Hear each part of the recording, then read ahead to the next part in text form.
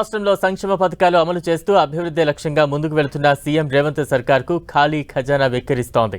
సంక్షేమానికి సరిపడా నిధుల సమీకరణ ప్రభుత్వానికి సవాల్గా మారింది. దీంతో ప్రతి పైసా చేజారకుండా ఖజానాకు చేర్చేలా పక్కా ప్రణాళికతో ముందుకు వెళుతోంది రేవంత్ సర్కార్. సీఎం రేవంత్ రెడ్డి సర్కార్ కొలువు తీరి 6 నెలలు గడిచిపోయింది. ఎన్నికల కోడ్ ముగియడంతో ఇప్పుడు పరిపాలనపై ఫుల్ ఫోకస్ చేశారు సీఎం.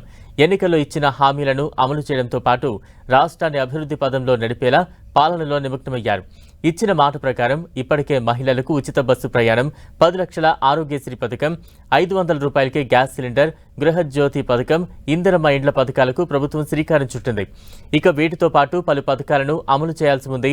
వీటి అమలు కోసం ముందుకు వెళుతున్న ప్రభుత్వానికి ఖాళీ ఖజానా స్వాగతం పలుకుతోంది. ఎన్నికల్లో హామీ ఇచ్చిన 6 గ్యారంటీల అమలు కోసం ప్రభుత్వానికి సుమారు 60,000 కోట్ల నిధులు అవసరమవుతాయని అంచనా. మరోవైపు ఖజానా చూస్తే వెలవెలబోతోంది. ప్రతి నెల ఖజానాకు రావాల్సిన రాబడి కూడా రీచ్ కావడం లేదు. దీంతో దీన్ని అధిగమించడం ఎలా అన్నదానిపై సీఎం రేవంత్ రెడ్డి ప్రత్యేక దృష్టి పెట్టారు. ఓవైపు గత ప్రభుత్వం చేసిన అప్పులకు వడ్డీ కడుతున్న ప్రభుత్వానికి మరోవైపు కొత్త అప్పులు కూడా పుట్టే పరిస్థితి కనిపించడం లేదు. గత ప్రభుత్వం 2023-24 ఆర్థిక సంవత్సరానికి సంబంధించి 4 నెలల ముందే అప్పులు తీసుకోవడం, ఎన్నికల నాటికి వాటిని ఖర్చు చేయడం జరిగింది. దీంతో ఇప్పుడు రాష్ట్ర ఖజానాను ఎలా పరిపుష్టి చేసుకోవాలో సీఎం రేవంత్ లెక్కలు వేసుకుని మరీ పని మొదలుపెట్టారు. దీంతో ఆదాయ మార్గాలను అన్వేషిస్తూనే వచ్చిన ప్రతి పైసా వృధా కాకుండా జాగ్రత్తలు తీసుకుంటున్నారు రేవంత్ రెడ్డి. గత నెల వరకు ఆశించిన ఆదాయం రాష్ట్ర ఖజానాకు చేరలేదు. దీంతో సంక్షేమం అందించాలంటే పక్కా ప్రణాళిక తప్పదని గుర్తించిన సీఎం రేవంత్ రెడ్డి ప్రధానంగా ఆదాయం సమకూర్చే శాఖలపై ప్రత్యేక దృష్టి పెట్టారు. దీనిలో భాగంగా excise, commercial tax, stamps and రిజిస్ట్రేషన్లపై పెట్టుకున్న లక్ష్యాలను చేరేలా ముందుకు వెళ్లాలని నిర్ణయించారు. లీకేజీలను అరికడుతూ రాబడి సాధించేలా నిక్కచ్చిగా వ్యవహరించాలని రేవంత్ రెడ్డి అధికారులను ఆదేశించారు.